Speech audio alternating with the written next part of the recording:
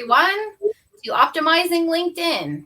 If you're here, please throw your name in the chat, where you're joining from. We'd love to hear from you. I'm going to give people a couple minutes to join before we go ahead and get started.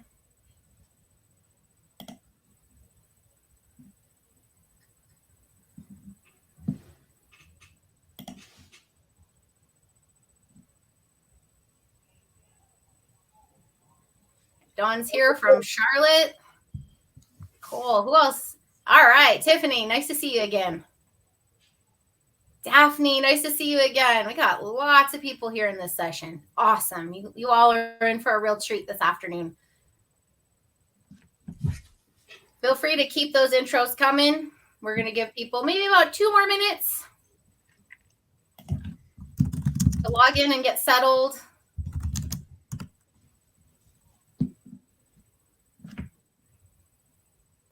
And for those of you dropping in your LinkedIn, I'm going to make one quick suggestion because this chat is going to disappear after the session. If you go to the top of your screen, there's an icon in the top right that kind of looks like a newspaper next to the people button, and it's your conference feed.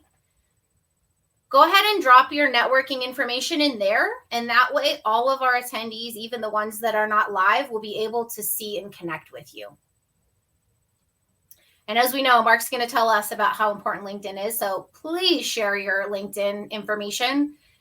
We want everybody to get as much out of this event as possible. And networking is key, as Mark will tell you, in getting jobs.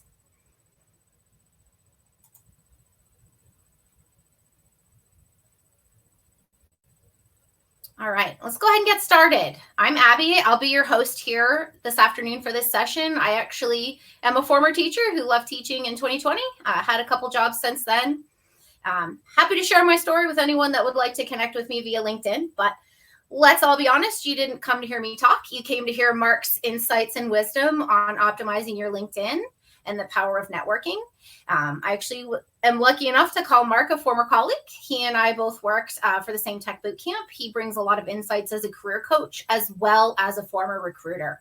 So feel free to go ahead and put your questions in the Q&A. It'll be easier to see. Once that chat starts blowing up, it's hard to keep track of everything. So if you have a question for Mark, pop it in the chat here. We'll make sure to get it answered for you.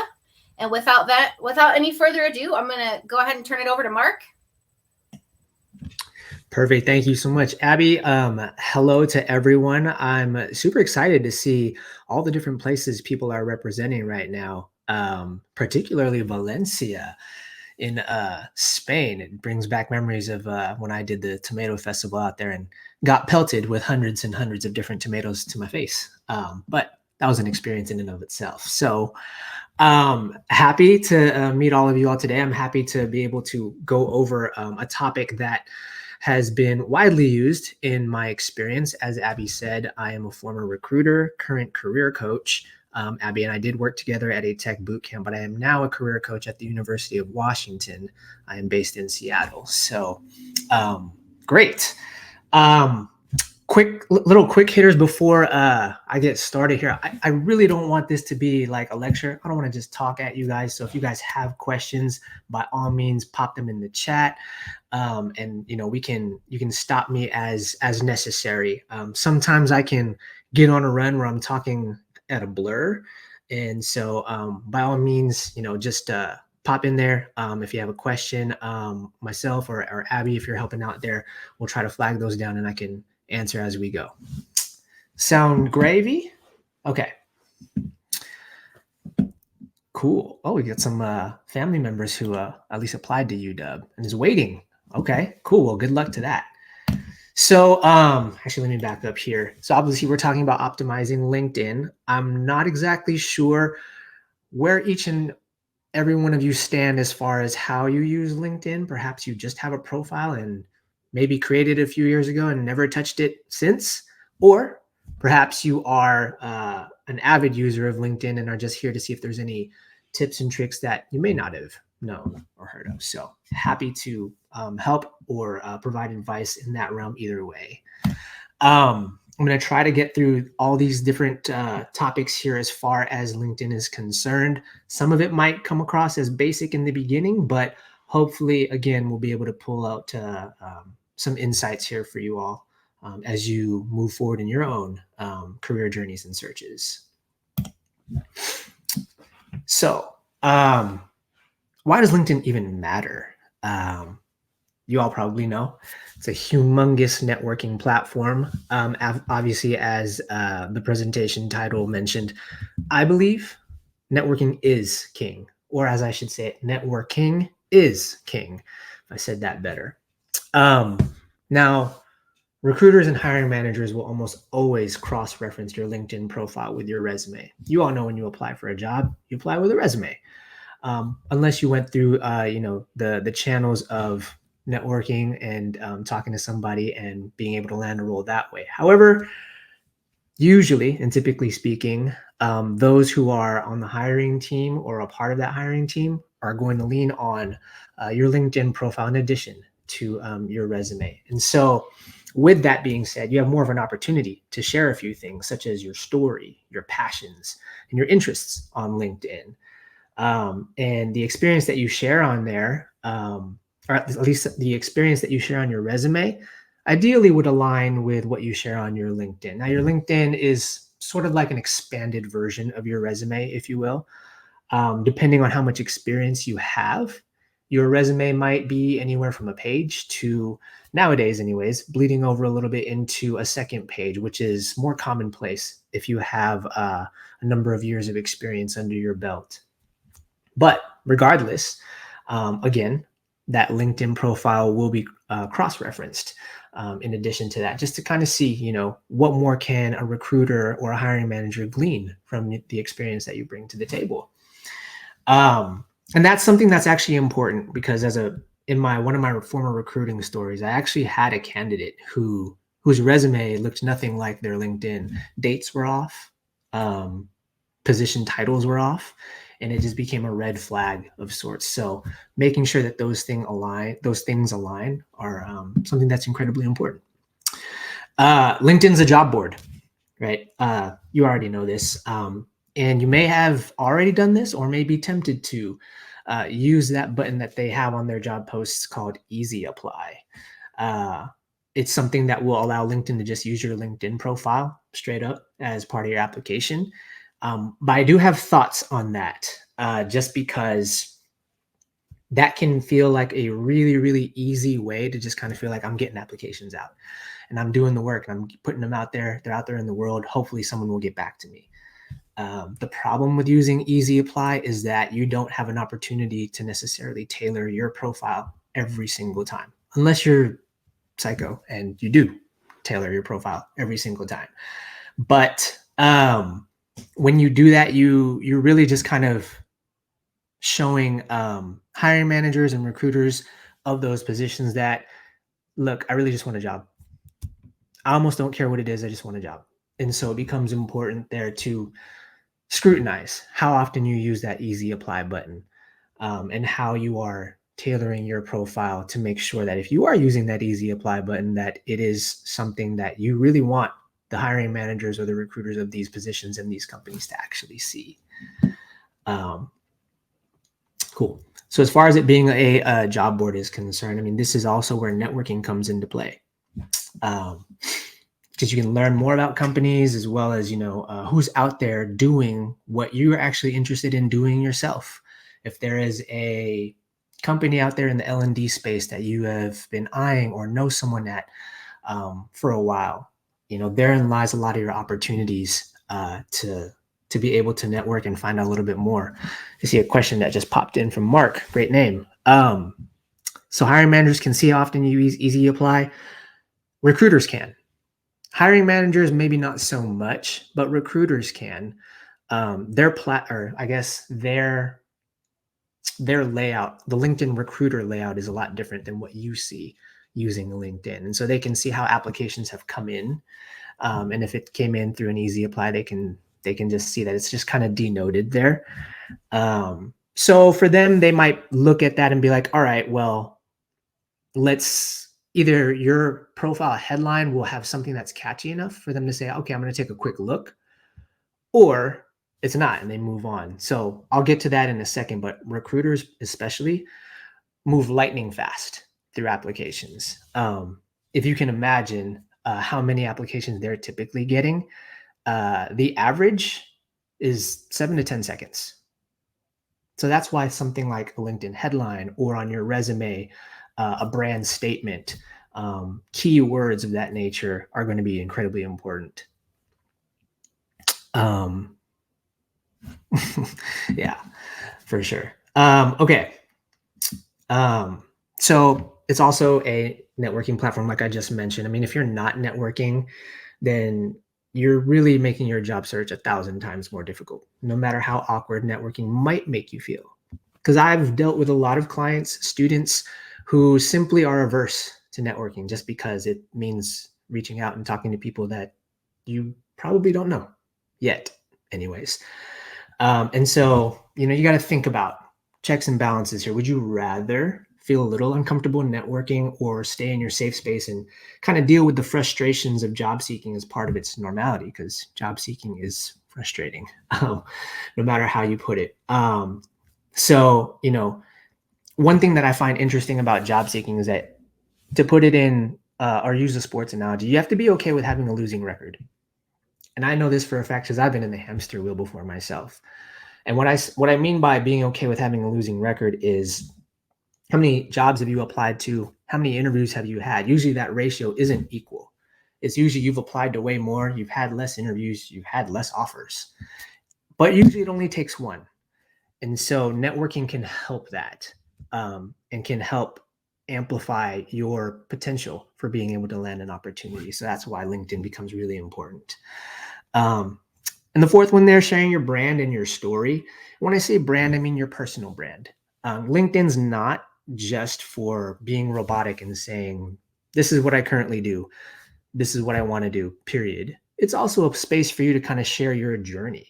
Like I said, it's an expanded version of your resume. And usually on your resume, you're just trying to hit keywords that are aligned with the job description of positions you're applying to. But on LinkedIn, you have an opportunity to take creative liberties. In a sense, I mean, we're not trying to write autobiographies or anything here, but you have an opportunity to share your story and your brand, perhaps where you came from. I'll give you an example with some of my University of Washington students. I'm the career coach for the applied mathematics department. And oftentimes I get students that come in and say, I don't even know what to search for, particularly undergraduate students, which is common, right? And I always ask them, all right, well, let's take applied mathematics out of the picture. Why'd you even come here to this school? Why are you even interested in math? And there's always a story somewhere there, like, I really loved building Legos. I liked solving problems. Cool. How did that factor into you deciding that, well, this was something that I might be interested in doing? And so really it's about, where did you come from as far as your interests, your passions, the things that you think deeply about and care about, and how does that apply to, you as just a human being? You're not just your position. You are a person who has experiences. And that is important because people who are interviewing you are not just interviewing you for the skills of the position. That's part of it. But they're also interviewing you on and thinking in the back of their minds, can I see myself sitting next to this person and working with them? And so LinkedIn offers you an opportunity to kind of share a little bit of where you come from and what you bring to the table outside of just your technical skills and acumen. And so that can be a really unique opportunity for you to share that bit of yourself. Okay. We talked about this just now. Why is LinkedIn important? You connect with people. Obviously, you can find jobs, you can build your brand, but there's a way to optimize that in terms of telling your story, and building upon your quote unquote personal brand. It gives people that glimpse into who you are as a person, more so than just, a learning and development specialist, if you will. For example, I'm a true career transitioner myself, in that my professional journey took me from corporate social media to project management to content management to nonprofit to recruiting to career development. Kind of perhaps seems a little random, but there's a story there that connects the dots, and it gives life and credence to why I am who I am and why I took that left and that right and that tunnel and that bridge en route to my current location. in my professional journey. And that's powerful when you can own it and, of course, share it. So a few basic things here. I don't know if any of you guys play video games, but sometimes when you start playing video games, you set up your little character and profile, right? But when you're setting up your profile, there are some things to consider. Very, very simple things. Making sure it looks presentable, personable, I think is important, but also still taken seriously. We just talked about making sure your information on there aligns with some of your other application materials. And then it doesn't look or feel sparse or uncurated. And that's really kind of geared towards those who may have thought, okay, I know LinkedIn exists. I know it's useful in some way. I don't know how, but I'm supposed to have one. And then created one and then just kind of left it, right? Perhaps no profile picture, perhaps no background picture, perhaps no headline, but one exists. So you don't want that to necessarily be the case when you're applying for jobs and opportunities and networking, because that's how people are going to try and learn about you before they even get to meet you. So a few kind of general rules when you're setting up your profile. Photos are important. This is a direct quote from a recruiter. The top 2 important elements of your LinkedIn profile are your picture and your headline. This is because these 2 sections are the first things recruiters see when you show up in a search. So know that, like I mentioned earlier, recruiters have their own search platform within LinkedIn, and they'll search. When I was a recruiter, I would do things like senior UX designer with a few other keyword search items in there, maybe some technical tools or whatever. And a whole list of people will pop up. But the only thing I see when that list pops up, unless I actually click into that profile, is just their picture and their headline. And like I mentioned earlier, recruiters are moving so fast that headline becomes really important. So we'll get to that in a second. But really the goals here are, the most important ones anyways, will be your profile picture and your headline. I know some people feel a certain way about the profile picture, but it doesn't have to be anything, grand or anything like that. But we'll talk about this here next. Just something simple and that at least can put a face to the name. So let's start with what you wouldn't do. Don't do these. Some of them look nice, but just a don't. Don't do these. You can do these. It is important to smile. Wear what you would wear to an interview without obviously, dressing to the nines or anything. I think business casual works the best. A non-distracting background. And the most important thing here, obviously these look like they're professionally taken. It doesn't need to be professionally taken. Your iPhone or your smartphone is just fine as long as it is, created in a clean way and looks presentable. You'll notice on LinkedIn too, you have cover or banner photos. I do recommend using them, and they don't have to necessarily be anything particularly amazing. I've worked with software developers who liked to use code as their banner background. I think I've seen someone use like the Matrix, which is fine because it's kind of code-ish. You could use something that is, meaningful to you. Perhaps your city skyline. I don't know, but just a note there. This is obviously a screenshot of my own, but you want to be able to click into this section here. It doesn't look like this now just because LinkedIn changes their layout like every 40 seconds, it feels. But this option will just look like this pen now. But you want to go in there and make sure your visibility settings are set to viewable. Does everyone know how to do that and kind of like go into their settings and check some things off?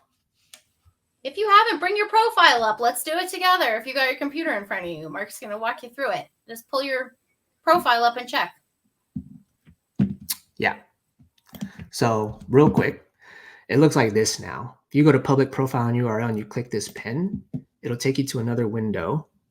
And then on the right side here, you can edit your visibility. One thing I'd also actually check is your URL, because the default LinkedIn URL is usually linkedin.com/in/ something wild with a bunch of numbers and letters and uppercase and lowercase, whatever. It can be minorly helpful to change this to just read as your name. It just makes it simple. What was that Randy said there, Abby? Seen some debate on the description of instructional designer. Okay. Debate on description of instructional designer. Some people argue instructional design is more of a field than and not a good headline. So, I mean, there's, like I said, you can take some creative liberties here. If I were coaching this person or someone who would just put instructional designer on there, you have space, like you can see on my headline here, to add a little bit more. Perhaps you put that at the end because that's either what you are and what you want to stay as, or what you are gunning for. But you can add other elements in there that speak to who you are as a person and what is meaningful to you. Or you can go the route of keywords that might hit search engine optimization parameters for a recruiter. And you'd have to be able to, or you would go into like positions that have interested you and just kind of take a note of, what am I seeing that pops up very often as far as keywords is concerned? Can I fit that into my headline somehow? If I do have those things, cool. But yeah, so back to visibility, you would just go into here and just make sure that it's ticked on, and you can play with these, options here, what you want to actually be visible. But you do want it visible just because you want recruiters and hiring managers to find you, right? Okay. Just real quick, quick hitter stats here.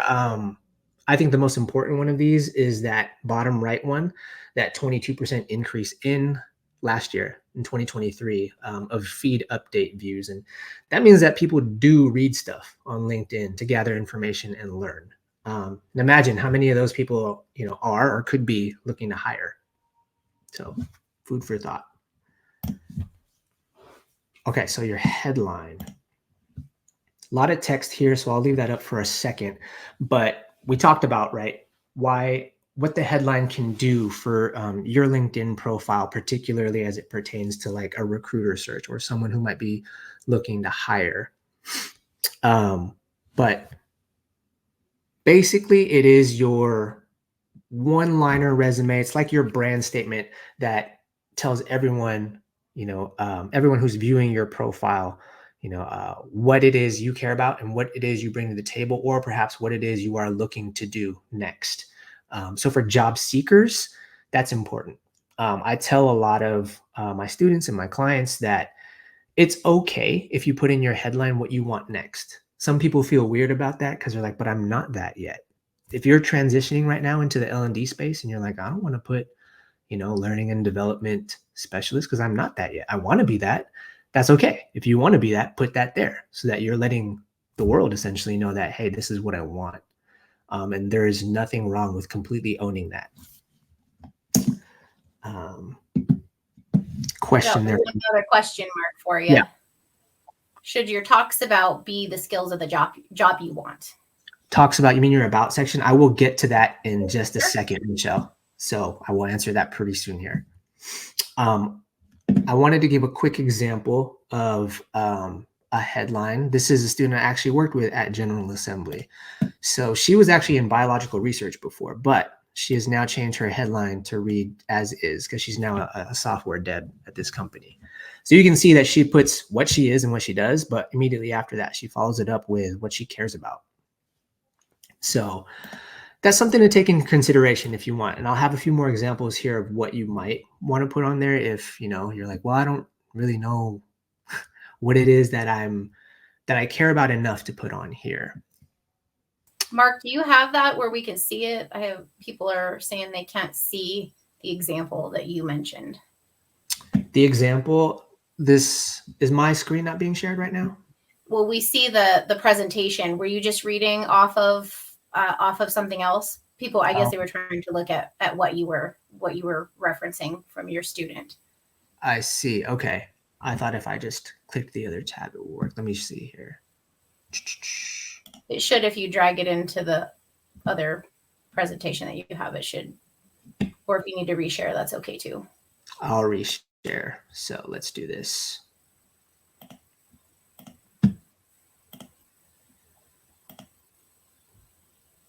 Is that better? Can you see a profile now? Yes. Okay. All good. Okay. So this is Danielle. She is a software dev at VHB, but she came from biological research. And you can see on her headline that she keeps it simple. She puts her title, what she does, but she also follows that up with what she actually cares about. And so that can become important just because you're building your personality and you're showing people, hey, this is what I care about, and this is what you get if you hire me, like someone who is passionate about these things. Obviously, she'll follow that up with other bits and pieces here. I can actually go into now that question from, I think it was Michelle who asked about the about section. Might as well.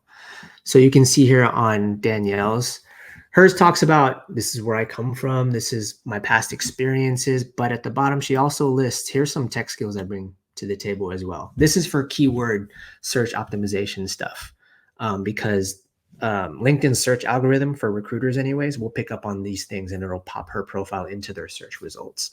So placing these skills in strategic places, whether you want to place them up here in your headline or in your about section, both would work really well. So that's what I would say.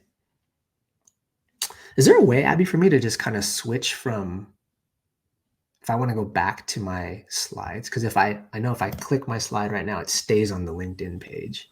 Are they in the same window by chance? Did you share the whole window or? Oh, that's why I shared the tab. Yeah, that's okay. All right. That's all right. If you need to reshare, that's okay. Okay. Now we should be good. Oh, Michelle is asking, that's the talks about under the headline. The talks about under the headline. Down here? I'm confused. I'm not seeing that on mine. Can you clarify, Michelle? Are you in creator mode perhaps? Or sometimes if you're in a different mode, that's probably what it is. So it's things that the skills that you bring. Oh, like, so if you're editing your own. Okay. So if you were to kind of come in here and edit your own, is this what you mean, Michelle? Or was that? Yeah. The section? For the headline stuff, it would go here. I don't know if that's what you're talking about. There's a way to, let me find it. There's a way that you can switch creator mode on and off that should take you out of that piece.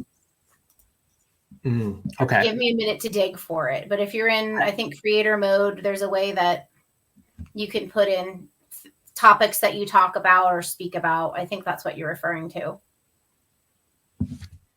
Thank you, Daphne. Thanks, Daphne.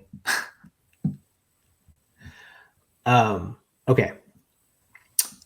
So coming back to the headline piece of things, couple of tips here. So here's some examples of people that kind of kept it to keyword stuff, didn't necessarily go into what they cared about or what they're passionate about outside. And that's fine. You can do the keyword thing. Keep in mind with your headline, I think there's a 220 character limit. So you got to be, use that poetic license to kind of figure out what do I want to say here? And how do I want to lay it out so that it is clear, concise, but also still gets the point across about me.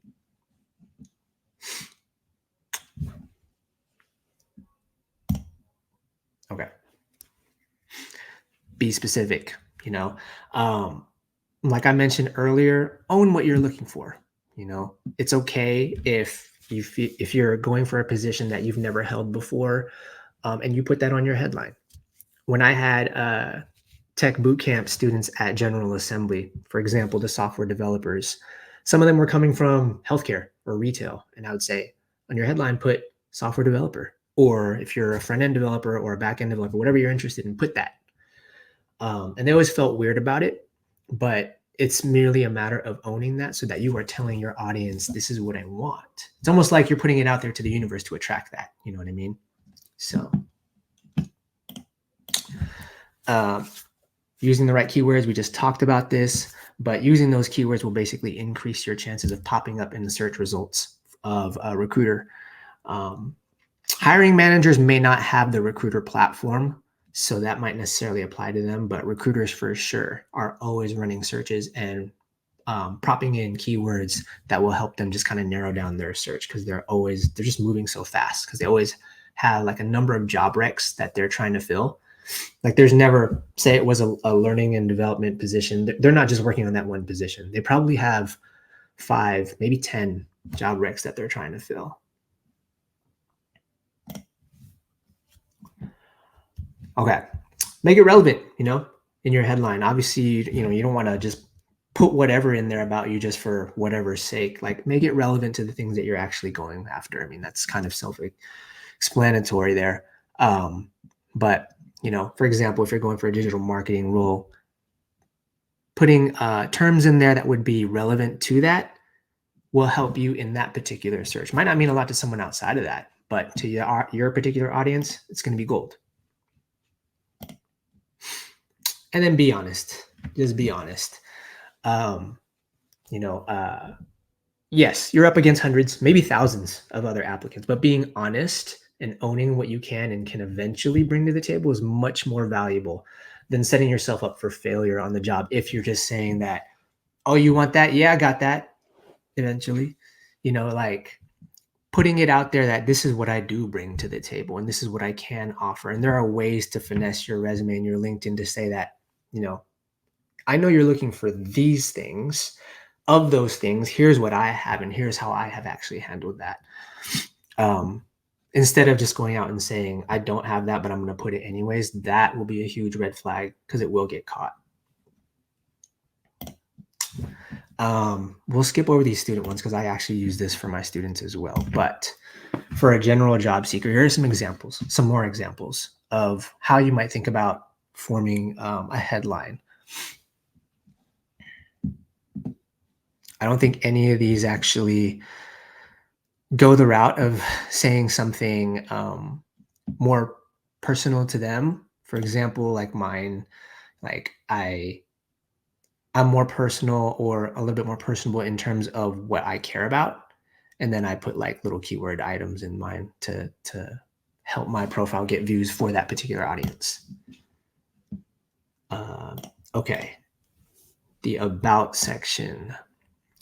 This is where you have an opportunity to tell your story more, right? Like I shared with Danielle's profile. This is where you can basically say, here's where I come from. Here's how I got here. And here's what I'm looking for next. And then here are some skills that are relevant to me right now. So in terms of utilizing this to add in a lot of keywords, yes, do it all. But if you can formulate this in such a way that says to the reader, hey, I'm not just in this case, I'm not just a designer. I care about certain things that have been meaningful to my experience and my work. Here's how you can get in touch with me. Here's what I bring to the table, et cetera, et cetera. So those kinds of things will help as far as creating your about section, or otherwise known as your personal brand statement. Think of it like if you've ever on a resume used some people call it a summary or a brand statement at the beginning of your resume. This is an expanded version of that, because usually on the resume you'll have like maybe 2 sentences, 3 sentences at the top to just kind of say, here's who I am, and then you go into your skills and experiences, etc. This is where you can expand upon that and give recruiters, give hiring managers just a better sense. Okay. I'm going to fly over some of these right now just because I want to get to a particular section. So connecting, does everyone here when they apply for jobs hop on LinkedIn afterwards to figure out, well, who might be worth connecting to in terms of this job or this industry or this company?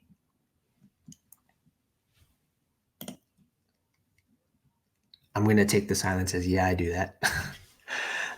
Okay. Someone in the chat, give me a company you're interested in.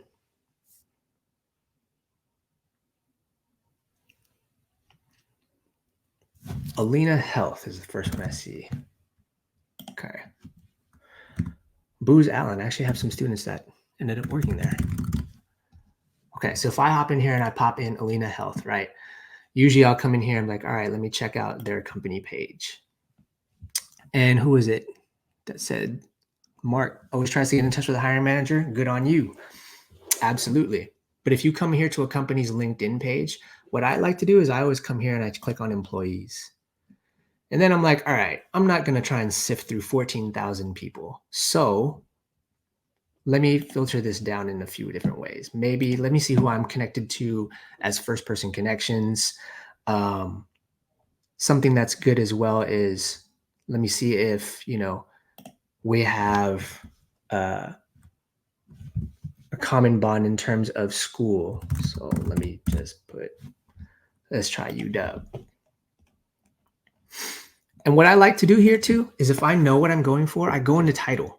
So for example, let's put, if it was learning and development, what I like to do is keep it very vague. Like if it was software, if it was like back-end software developer, I would just put software and see what pops up. In this case, I'm gonna put learning and see what pops up.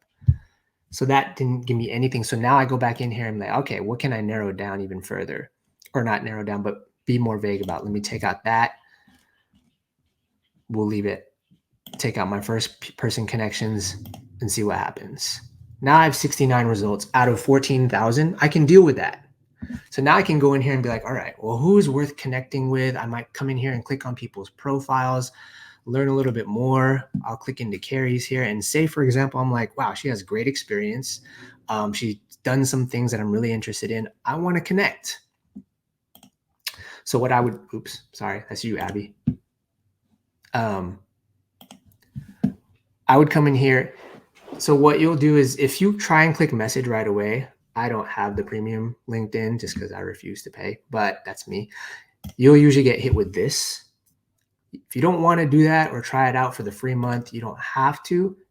If they don't have the connect button showing here, you go into more and then connect and then add note.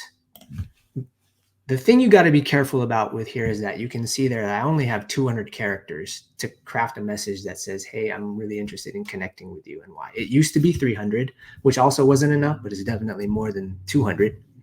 But this is where you would come in and state your case like, hi, my name is, Mark. I came across your profile.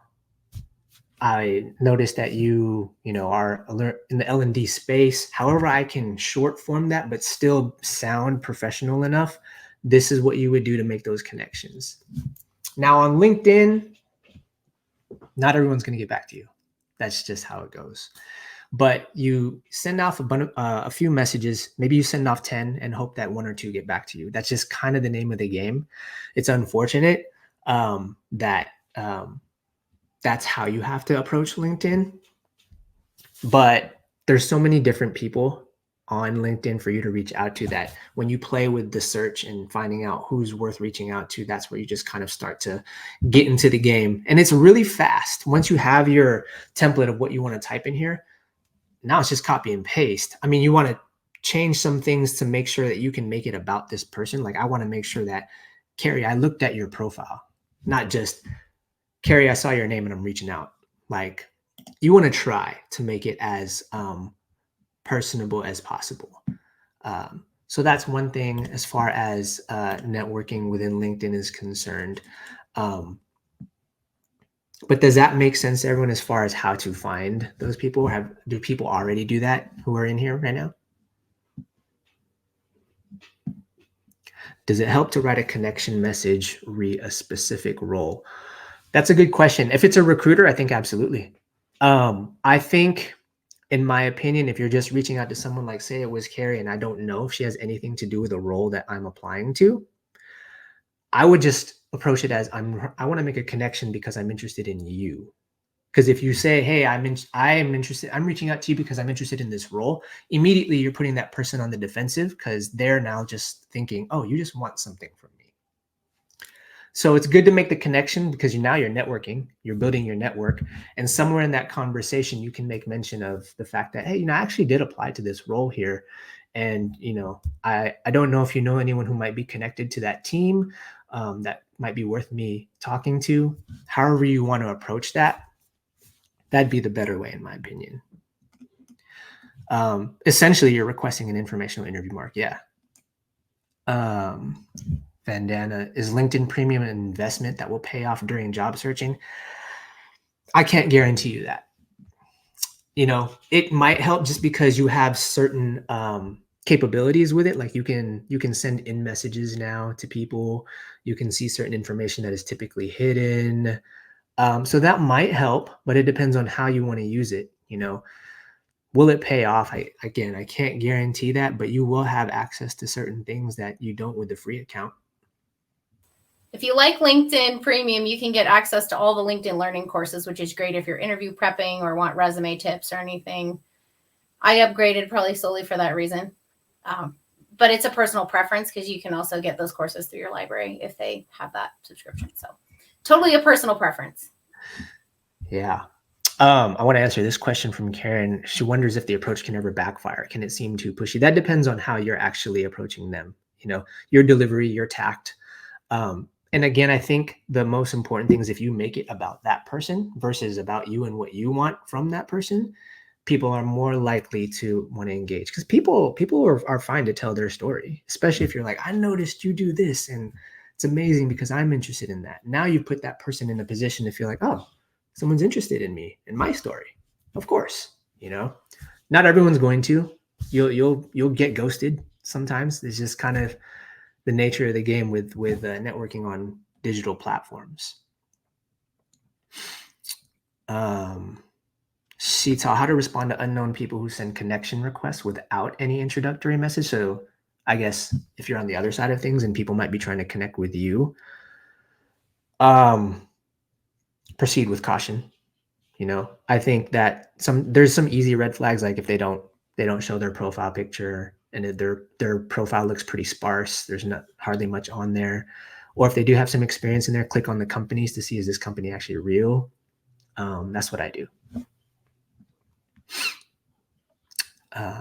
Heard that it's helpful to know where you stand in the applicant pool. That's a good point, Daphne. I think if you've already made a connection with the recruiter or the hiring manager, I don't know where you are in the interview process, but let's say you've passed the recruiter screen, which is usually the first stage, right? And you've spoken to a hiring manager or some people on the team, totally fine. Because by then you should have acquired their contact information, at least email.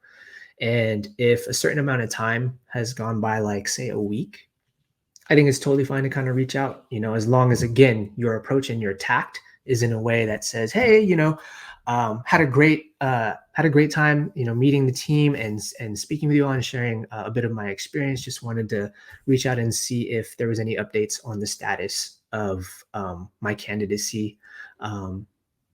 However you want to frame that. So that can be helpful. Yeah, good point, Mark. Premium does tell you those little bits of information there. Cool. I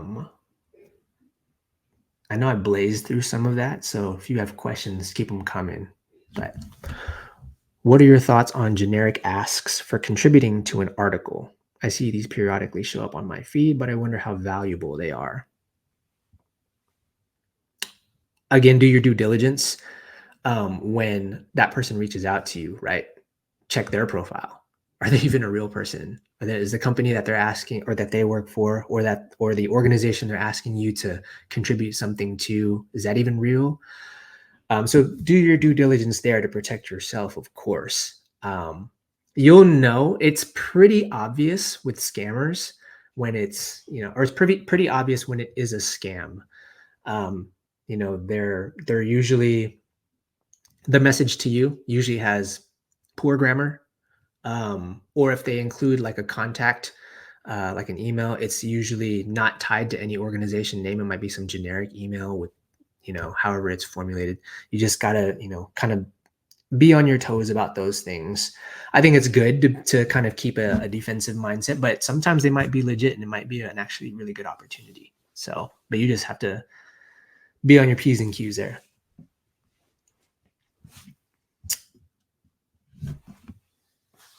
Anything else as far as LinkedIn or networking in general is concerned? I'm always struggling on what to write to stay connected after the initial exchange of ideas. Okay, cool. Do you have any suggestions? Yeah. There's no real formulaic cadence, but I would say in order to maintain the relationship, always follow up. Maybe that's 3 weeks down the line, a month down the line, but the network, when you have an informational interview with someone or you network with someone, it can go one of a few ways. Either A, you have the conversation, it's a one-off thing, they say, hey, thanks for connecting, and kind of that's that. Or they say the conversation goes really well and they're like, yeah, absolutely, keep in touch. That's your opportunity there to kind of follow up here and there. Now, depending on what you've been up to, have you continued on in your job search and you've had different kinds of experiences? Oh, I keep applying here and I'm not getting any hits. Or, oh, I actually had 2 interviews with these companies. Whatever it is, find an opportunity to share something with that person. And again, keep it about them, right? Like, hey, I really had a great conversation with you last time, or whenever that was, point to that date and time. And I just wanted to follow up with you and let you know that, I'm still really interested in this space. I actually had, an interview with this company. This is how it went, et cetera, et cetera. Essentially, you're staying on their radar somehow, maybe you have questions about the job search or something you came across, or you saw an article, or you saw someone post something in your LinkedIn feed and you were curious about it. You can share those things as well. Really, at the end of the day, you're just trying to give the impression that I care about the connection we just made, right? Instead of giving the impression that I only connected with you because I was hoping that I could get something from you at the end of the day.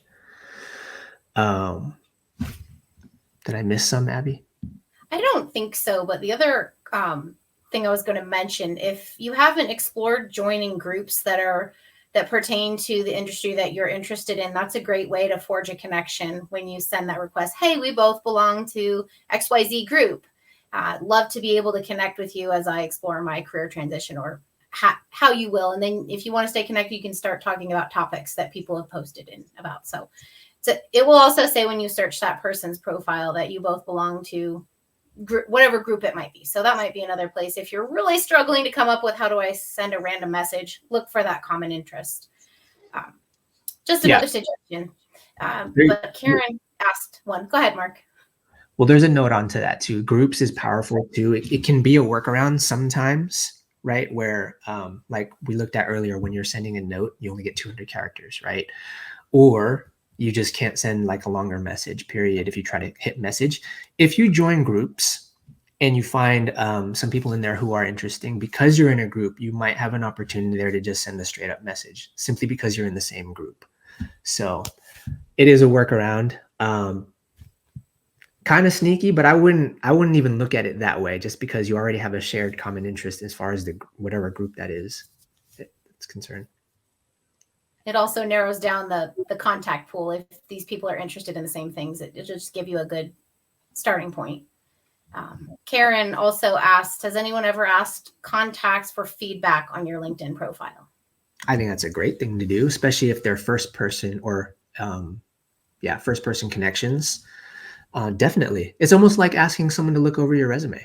Hey, can you put eyes on this? Because I've looked at this for 30 hours and I'm tired of looking at my own resume. It's perfectly fine to do that. I think it's a great idea to do so, in fact.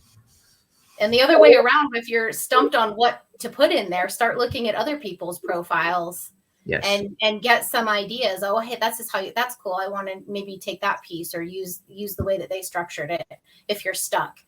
Good way to kind of get out of writer's block, because I know crafting a LinkedIn profile, it took me a long time. It went through lots of iterations to get it where it is today. Don't expect perfection all in one piece. It'll come over time as you start seeing, oh, look at all the searches I came up in, or I'm going to change this. And you'll see how the changes you make are affecting how many profile views you get or how many companies search for you.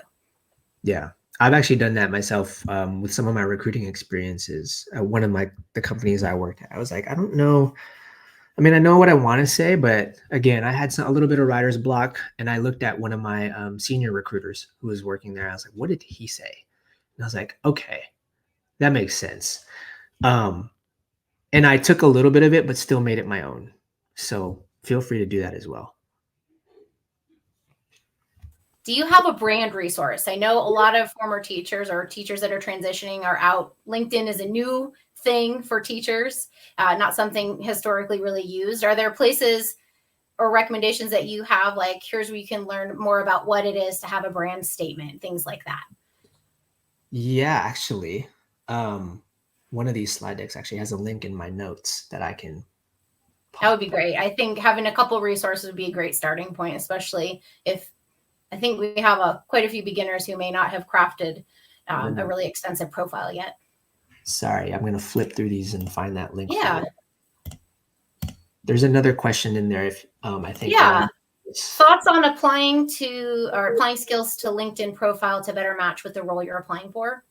Thoughts on adding I look back and see slightly different but duplicate skills. Thoughts on adding skills to LinkedIn profile to better match the role you're applying for. I didn't look back and see slightly different but duplicate skills. So if I'm reading the question correctly, like it's more about what about adding skills that are pertinent to the role? Yeah. Instructional design versus learning design. Mark is clarifying. Oh, okay. I think you know what's better is if you look at the jobs that are posted and you look at the skills that they are putting on, because essentially a job description is your key. They're giving you the key. I mean, job descriptions basically are, hey, here's our unicorn. And no one's ever a unicorn, really. But they're always like, here's our unicorn. It'd be great if you are one. But if you have some of these or most of these, then fantastic. So looking at those and kind of seeing what is the trend here as far as skills listed are concerned, I would then take that and say, all right, here's what I might put in my skills section. Here's one. I'm going to pop this in the chat. This is for headlines. So you can look at that as far as what some people have done, some ways to think about creating your headline. And that helps as far as like, it touches on like the brand stuff. Got it. And for those of you that haven't used JobScan, it's actually a really useful job search tool. For those of you that have resources that you want to share, if you can throw them in the feed, that way they don't get lost in this chat. When you go back and watch a recording, the chat won't be available, but you will be able to see the feed after this session closes. So if you want to share your resource, I'm going to throw Mark's in here. Make sure you paste your resources in here because it would be wonderful to get a library going for those folks that aren't in attendance live to be able to check out some of these resources as they watch the recordings. Yeah. You got about 5 more minutes. Does anyone have any questions for Mark that you'd like to have answered? I like Daphne's point there at the bottom, browsing through her role models in the field. I mean, you take inspiration, right? From if you're someone who is like, I have no idea how to craft my LinkedIn profile, it's great to just kind of take inspiration, like browse other people's. You like that search of that I did when I went through a company's page and clicked on employee profiles. It's a good way to get started and see like, well, what are other people doing?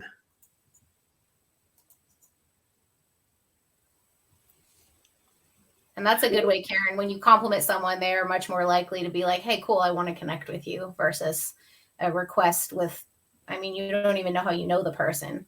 It's a lot easier when you can kind of personally connect with them on another level. So that's a great strategy too.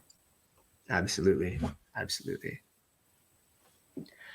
I think another way to get on people's radars is if you enter like thought leadership conversations, like on a LinkedIn feed, the algorithm will show you things depending on, groups you follow, people you follow and whatnot. But there are different ways where you can find out what kinds of conversations are happening, and you can enter into those conversations, whether that is you simply like whatever was posted, or you actually comment on whatever was posted, or you reply to someone. Those things can kind of get you on people's radars depending on how often you do it. And also build your brand. So as you're liking, commenting, it's going to help bring your brand alive for those people that are following you or looking at you like, oh, okay, I see you've commented on certain posts. And it's just a good way to help build your brand and get your name out there. Yeah. And it's like, I mean, LinkedIn is, for all intents and purposes, LinkedIn is social media. I mean, it's obviously it's not, we're not sitting here trying to post 15-second dance videos or anything on LinkedIn, but you can use the hashtag tool in comments or replies or posts of your own to be able to have the algorithm track that, so that hopefully it gains some traction in the space that you want it to. Yeah. I think we got one more question here from Daphne. Could we pop back into the visibility area of LinkedIn now that your screen is shared? I'd love to see what you recommend for sharing with everyone or just contacts. So what can we make public versus what should we kind of keep more private? So take mine with a grain of salt, right? Because I'm in the career development space. And even though I'm a career coach now, like I'm still constantly networking. So I set mine up where I'm like visible to all, basically. But you scrutinize that how you feel most comfortable. I would say you want to make it public. So you just want this on. You want your profile's public visibility on. Now, what do you want to be shared on there? I think this is the only thing that you can do, basic, but profile photo. If you only want people you're actually connected to see that, do so. I wouldn't recommend that just because recruiters aren't connected to you yet. And if they don't have a profile photo of you, then immediately they're probably wondering, is this person real? Or do they use their LinkedIn very much? So I would suggest all LinkedIn members, if you are someone who's just, you're really trying to transition on into a new position, you want to keep that on. You'll obviously here you can see I have all my stuff turned on. That's just because for me, I don't know precisely which keyword from any one of these sections is going to be picked up by the LinkedIn algorithm. So I want it all to show, so that, in case a recruiter notices that, oh, Mark was a former recruiter as well, I wonder what specific platforms he used, they can just go into my profile and find that, versus if I had that shut off, they'd be like, okay, well, I know he's a recruiter, but I don't know what he knows how to use. I got, we got a couple people that were working to share their LinkedIn profile. Make sure that goes in the feed, because this chat's going to close here once the session ends. So if you want to connect with people, definitely throw it into the feed. Great opportunity. We got 50 plus people in this session. That's 50 new connections you didn't have before. So make sure you throw your networking information into the feed there so that you can reach out to people after the session's over. I just popped my my profile in there too as well. Happy to talk more. If you have any more questions, feel free to connect with me. But yeah, I hope this was helpful. Yeah, definitely, Mark. Thanks so much for taking time out of your day here, coaching those students to come chat with us. I'm going to go ahead and throw your profile into the event feed there so everyone can find it. But thanks everyone who attended, and be sure to catch us in an hour where we have another attendee talking about community here. So we look forward to seeing you in our next session. Appreciate you guys. Thanks, Mark. Have a great afternoon, everyone. Bye.